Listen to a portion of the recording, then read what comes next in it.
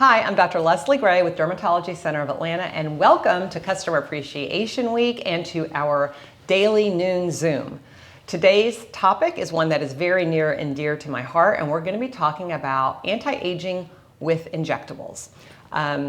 So we'll jump in just by talking about kind of some of the frustrations maybe that people have with the whole aging process in general. And I find when patients are coming in complaining about something, it's either something very specific or something general. And specific things are probably more common. I actually read something recently that said that we see ourselves in parts or pieces, but everyone else sees us kind of as a whole, which I think is true. But specific areas of concern that are common that I see are people will complain about the areas around their eyes, that they're maybe the hollows or the crow's feet, or they say I'm getting wrinkles or lines around my lips, or I look sad, I've got these lines around my mouth, my frown bothers me. So very specific areas.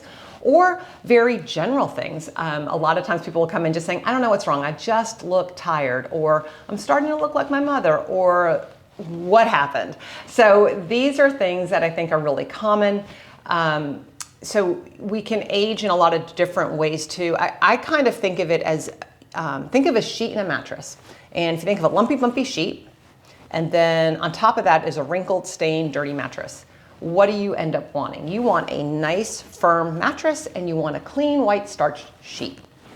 So think about the sheet as the skin proper. So if there was a way that we could gently fillet the skin off of your face and lay it flat, and then look at things like the skin tone, the texture, the color, all those different things, how can we freshen that up to make that look better? And we actually did touch on that before with the other noon Zoom about pigmentation. We'll be also covering things about skincare, which can address those sheet issues as well. But we're really not going to talk about that today. Today, we're going to focus on the mattress. So how do you get that lumpy, bumpy mattress to look nice, firm, and crisp? And that's kind of the things that you can do with injectables, with Botox, and with fillers. So before we move on to that, let's just talk about that aging process real quickly. I've got so many pictures today, I actually had to print them out so I can kind of follow along with you. But we're going to pull up the first picture, please. And this is kind of a great picture that kind of shows the aging process. So you've got a daughter on my left and a mother on the right. And you can kind of see what's happened is the volume loss is pretty evident. You can kind of see that the cheek area, especially around the eyes, around the mouth, and we'll kind of show that a little bit more in a few other pictures. But the important thing is you want to think about, why did that happen? Like, how is this happening? So we can get the next slide, please, slide 2. And this is, so one of the things that happens is we start to lose fat as we age, which is in our face. Why in our face? I don't know. It should be somewhere else, but that's the truth. That's where it is. So when we lose fat, we lose volume. Next slide, please. We also lose our muscle mass, and the muscles kind of atrophy. They become a little bit smaller, so they're not creating that lift and that bulk. Also, with repeated muscle movements is when you start to get those lines and those wrinkles as well, because you've been doing that for many, many years. Next slide, please. Also, bone loss. So believe it or not, your facial skeleton starts to recede or shrink with age. So what's the overall effect? The overall effect is things start to kind of fall forward and down. So next slide. So back to the mother and daughter. You do see this, the shift here of all those things we were talking about, the loss of fat, the loss of muscle mass, the bony loss, and also talking about the skin just briefly again, that becomes more lax as we mature. So all that creates this forward downward pressure. So if you look at the picture on the left, you see that triangle of youth is what we call it. You've got a little smaller chin and fuller cheeks. 5-year-olds are wonderful examples of this. They have tiny little chins and chunky little cheeks. And then on the right, you see the mother later on, she's got the inverted triangle, right? So that kind of flips on its head. So now all the weight of the face is kind of in the lower half. Things tend to fall forward, they all are down, and they also tend to fall forward, I think, as well. As you see, a lot of the weight in her face is kind of in this area. So So let's talk about what you can do to combat this. We're going to talk about injectables today, and I'm going to talk about Botox and fillers, and I'm hoping to get through everything. However, if I don't, I do want to tell you I'm going to be doing a cosmetic consult tomorrow with a patient, and I'll be going over applying this in a real life human as far as how we do it. And if I don't get to everything today, I'm going to kind of make it up tomorrow to you. So anyway, just want to let you know. All right, so we'll talk about Botox and we'll talk about fillers. So first, let's talk about Botox briefly. So what is Botox? Botox is an FDA-approved purified protein, and its only job is to temporarily relax a muscle. That's it. That's all it does. And by doing that, it softens dynamic lines, which are like lines of motion. It can reduce the appearance of those lines, and there's a lot of prevention, because if you're not crunching that muscle so hard over time, and you're giving your skin a little bit of a holiday from all that crunching, the line doesn't get a chance to get deeper. I think Botox, for people who are thinking about doing something, it's a really nice intro to injectables. There's a lot of areas that we treat with Botox, which we'll get to, but it's done with just and I'll show you the needle tomorrow, but it's a tiny, tiny needle. It's a few little injections, takes effect in about 2 weeks. And you know, the goal, at least for us here at DCA, is to find you a very precise recipe that's right for you, because I think Botox sometimes gets a really bad rap about people looking frozen or looking fake and false, and I think a lot of times it's from too much Botox, and you have to be comfortable with your Botox regimen.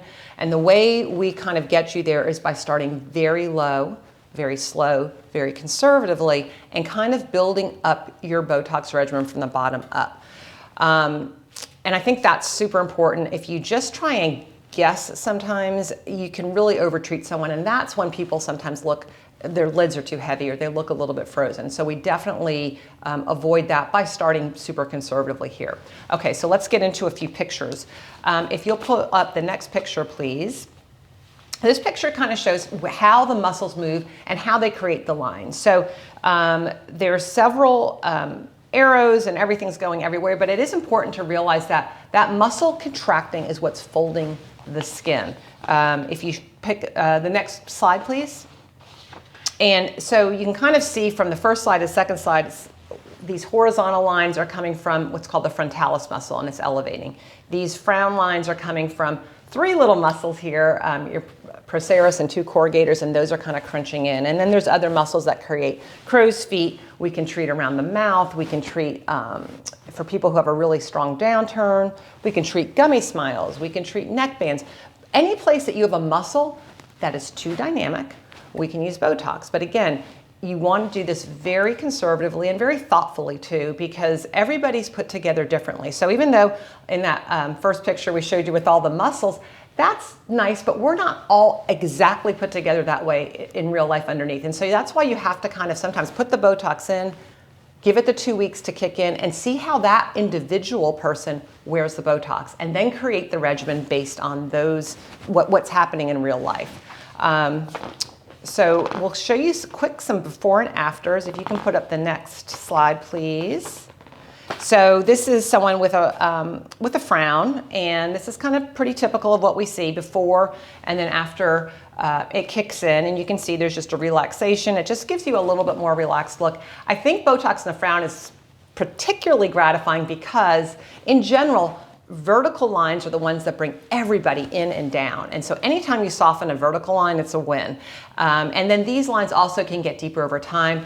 If you look at your mom or your dad and you see the 11s and you know you have a strong frown, you're probably heading that direction. So Botox might be a good thing to start thinking about. The next picture, next slide, please, is for the crow's feet. And you can see that's really nice. It's a nice softening of the crow's feet, and those smile lines kind of go away. Now, those are horizontal lines. So I think if they bother you, of course, that's a great place, but they're not going to be as impactful as treating vertical lines. And I think that's important too. And that's also why I don't like to necessarily treat the frown and the crow's feet on a patient I'm seeing for the first time all at once, because when you do the frown, it affects the eyes. When you do the crow's feet, it affects the eyes. You want to make sure that you understand what each piece of that does for you and that you're comfortable with it and you like it and it's honestly worth it to you. So we kind of try and again, build your regimen from the ground up, trying to create a recipe that's very specific, very reproducible, just for you. And we just do that, again, over time. Okay, so I think that's it for our Botox talk. So we're going to, again, we'll be talking more about that tomorrow with a live patient. So if you're interested in that, just tune in tomorrow for our cosmetic consult day with injectables. So we're going to shift gears now and let's talk about fillers. So the fillers we use in our practice that I'll talk about. Oh, I do want to back up for one thing. I was using the term Botox during this whole talk, but really I'm talking about neurotoxins in general. We actually use Botox and Dysport in our practice, both of them. I just use the word Botox, it's more familiar, but really they're pretty much interchangeable. I just wanted to make that clear.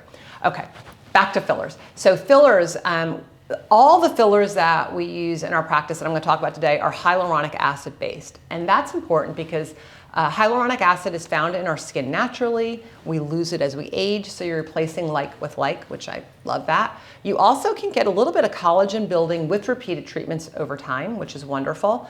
And you can take it out. That's great. So you're working with a safety net. So there's actually an enzyme also found in our body called hyaluronidase. That's also conveniently found in a little bottle. And so if for some reason you did your fillers and you decided, you know what, no, I just want to go natural, I don't want to do this, there's a way that you kind of have an eraser. You can inject the hyaluronidase, it's very safe. Within a few days, your filler can be dissolved very safely. So I think psychologically, the first time you do any of this, sometimes it can be intimidating, but knowing you have that safety net underneath you is comforting. Okay, so let's talk about where we can use fillers. So if you can put the next slide up, please.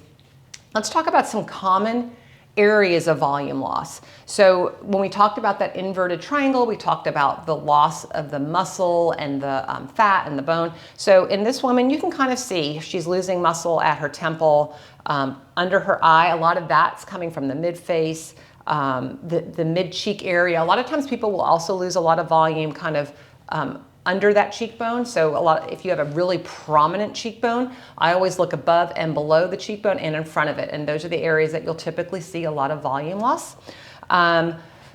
That volume loss causes things to fall forward, and that's when you start to see this fold here, which we call our nasolabial fold, this fold here called the melolabial fold. So these are the things that can start to happen. A lot of times people will just say, well, can't you just fill these lines? And yes, you can. And that's really what we used to do 25 years ago when fillers first came around. They were really just line fillers. So you would fill a line and it would go away and the patient would leave happy. And then they'd come back because their line was back, and I'd say, yes, your line's back, and we fill it again.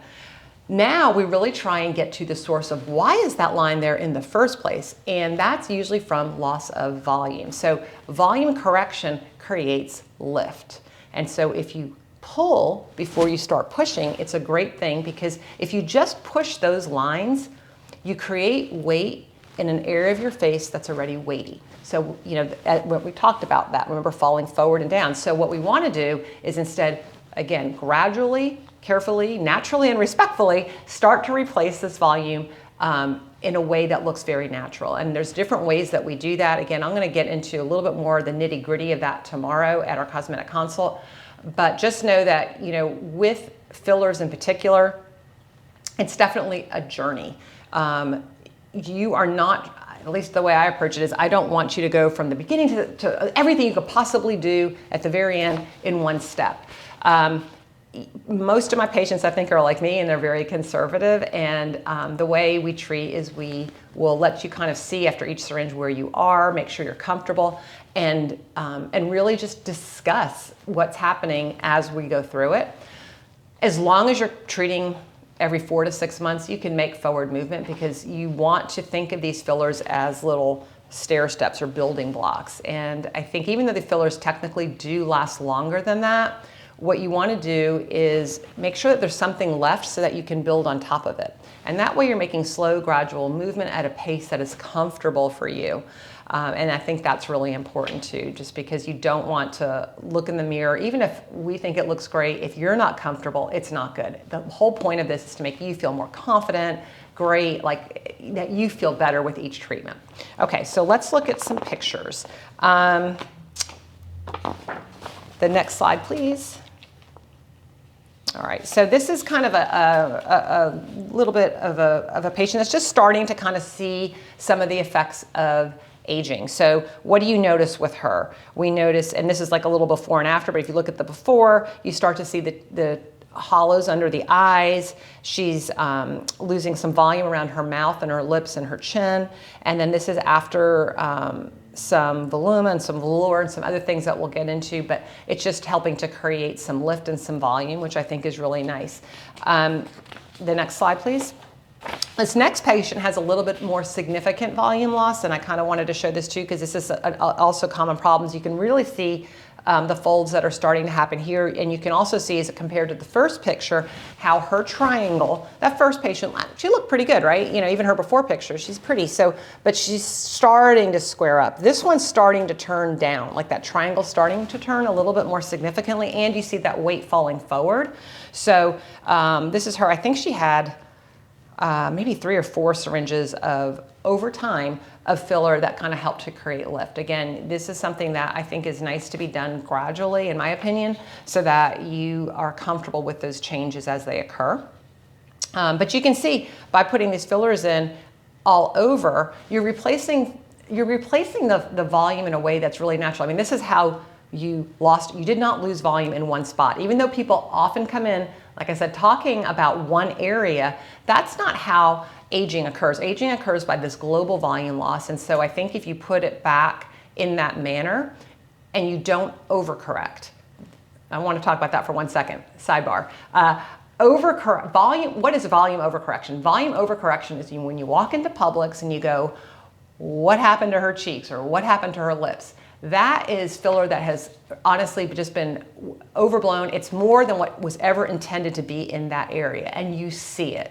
You should never really see filler that's placed, I think, properly should never be seen. No one should really know that that's happening. Even your best friend, even you should know this. I look better, but I don't really know why. That's the feeling that we have. Okay, so that's volume overcorrection. We're not talking about that. We're talking about volume correction. Okay, next slide, please. This is a patient who's just a little bit more mature and a little bit more volume loss. So now you really see it, right? The volume loss is everywhere. It's around her temples, her cheeks, her chin, her lips, all those areas. And I think, again, we're replacing the volume in a way that's natural. This picture and this before and after, she just had, I think, 3 syringes of voluma. So really did not start to address some of these lines that you could fill on her at this point, or some of the lip volume. And we'll talk about lips later if I have time, because I think there's a lot of fear and misconception about lips. We were talking about volume overcorrection. If you think about lips as like a balloon that loses air slowly over time, you don't want to overfill the balloon, but if you just put a little puff in, it looks good. And so sometimes you need to do that, especially as you volume correct other areas, because everything needs to make sense on a face. I think I get really OCD about 2 things when injecting. One is symmetry. None of us is really perfectly symmetric, so you really want to kind of make sure that you're not trying to cram a face into symmetry, but you just want it to approach symmetry. And then the balance between the upper half and lower half of the face, I think, is really important too, and it needs to be, you need to be respectful of that so that it makes sense. Okay, so let's go on to the next slide. And these are some great slides I'm going to show you that really show this progression of what you can do. Again, by treatments, because we're not trying to go to the end all at once. So in this next picture that I hope you guys are seeing, you're seeing the before. You see after 1 syringe of voluma. You see after full correction with voluma. And then lastly, as you fill in the lips and maybe more specifically some of those lines. And so that is a nice gradual correction. Again, in my hands, I tell people, you know, you can treat after any session as soon as 4 to 6 weeks. Don't wait more than 4 to 6 months. So again, you do this at a pace that's comfortable with you, and as you're treating after each syringe, we'll show you where you are so you can kind of make a decision on whether or not you want to do more now, later, or what have you. Okay, next slide, please. This is another patient, I think, showing a really nice progression from before to a single syringe of voluma, which I'll also tell you, that's I'd say 99% of the time is where I start with patients, is with the Voluma. I think it is something that really helps to kind of create this lift and really start the process of volume replacement in a wonderful way. But anyway, moving on with her pictures, going on to full correction with Voluma, and then again, filling in the details. And I think that's just a really nice progression of what you can do with fillers to help with the whole anti-aging process. Okay, next slide, please, is a patient here, and she had a really nice journey, and this was over the course of about a year. She was really volume depleted in the beginning. She's a very thin woman, beautiful, strong, bony features, and this is her choice, her journey of how she approached this. And so she was coming in every few months and doing a few syringes, and then she's kind of at maintenance now, where she's just coming in probably a couple times a year, and we just kind of trying to keep things looking even for her. Next slide, please. This is another patient, a little bit more mature. She also did address her sheet, her skin proper. She did 2 halo treatments, which is a laser that's great for texture and for brown spots, as well as her filler. I actually just saw her again recently. I wish I had just took the other picture of her, and she looks, I think, even better. It just looks really natural. She just, we actually went back and looked at this first picture together, and it's just amazing that it's been about 3 years now, but the journey she's been on, and she just looks nice. She looks natural. She comes in from out of town, so it's just, when I see her, it's just always a pleasure, and we can kind of enjoy that journey and this progression together. Okay. So let's talk a little bit about specific areas. We talked about this global thing. I told you I wanted to talk about 2 specific areas that I think are super important. So I'll talk about chins first. Chins are completely underappreciated, and it's one of my favorite places to treat. A lot of times we just take that syringe and we're kind of sharing it over multiple areas, but I always, or most of the time, we'll want to put a little bit of love and attention onto that chin, because it really makes a difference and can put a face in balance. I've got a couple of nice before and afters of chins. If you'll bring those up for me, please. Okay, thanks. So the first one is just a straight on picture, and it's so hard, with these pictures too, I'll tell you, these pictures are 2-dimensional. The 3-dimensional effect is so much more impactful. So a lot of times, even with my patients, they'll go, oh my gosh, I look so much better. They look in the mirror and they're thrilled. And you look at the pictures and they're like, yeah, the picture's better, but it's like more better live and in person, because I think that's where you really see the 3 dimensions. So if you see it, that looks pretty good on a flat picture. It's looking really good in person. So you can see this just doing her chin creates a lot of balance in her face. If you put up the next slide, there's a profile. I'll give you a second to get that. And that is, that's a huge difference, right? She just looks, that's all that was done, was just her chin. So big difference there. And then lastly, let me talk to you about lips a little bit, because I think sometimes using the word lip and filler in one sentence terrifies people. And that's because I will be honest with you, and you know it, there's a lot of bad lips out there. So how do you avoid that? Again, go low, go slow, minimum amounts. And also the different types of fillers that we have, I think that helps too. We have options now that we didn't have before. So selecting the correct filler, listening to what somebody wants with their lips, how you approach that. And also realizing, again, lips, I think, really do well over time. I have actually a medical assistant of mine that when she started with me, she really had no lips, and we were treating her about every 3 or 4 months in the beginning, and now I treat her maybe once a year. So she really got that collagen building with repeated treatments, and her lips look nice now. They're still not big. They'll never be big. It doesn't suit her face. It would be really hard to do that without them looking unnatural, but there's a way you can approach this where it looks good and feels natural. So next slide, please. This is actually Allison, who's been helping me all day today, and these are her lips, and she just had such a beautiful result. She had beautiful lips to begin with. There's nothing wrong with them, but she wanted a little bit of volume, a little bit of softness, and I just wanted to show that to you, to show you that there is a way you can do this where it doesn't look unnatural. It just looks softer, and a lot of times that creates better balance in a face too. Sometimes people are so afraid of their lips that they just don't want to treat them at all, and as other areas correct, that area just looks off. You want to make sure that the level of correction around a mouth needs to match the level of correction around the eyes. And so you really have to and we'll watch that, and we want to make sure that always looks correct for you. So it's definitely a team effort when we do our injectables. Okay, so I think that's all my slides. Yes, it is. So, and I finished on time. I'm so glad. I was really worried about this.